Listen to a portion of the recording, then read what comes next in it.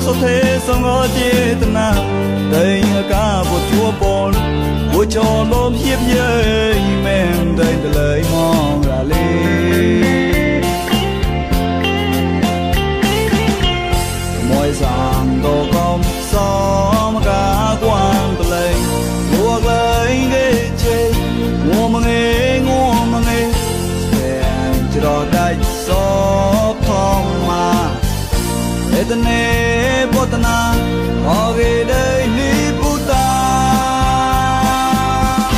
bèn cho đại xóp biết đâu quy là chi vô nhau nê ta biết đã sẽ đi cả để tên à bôi tôn ôn bằng lỗ về đây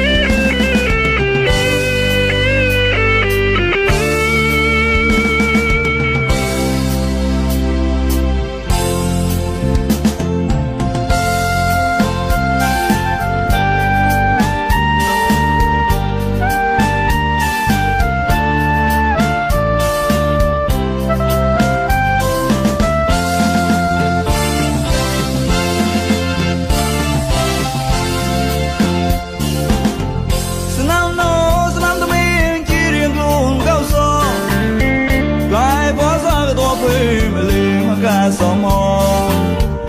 cho mi lô đông lệ để ba tên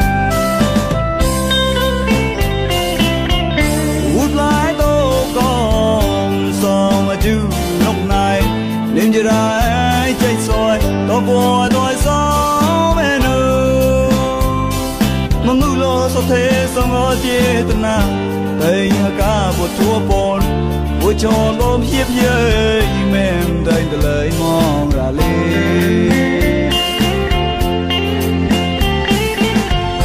mọi rằng đồ công xóm cả quan tờ lệnh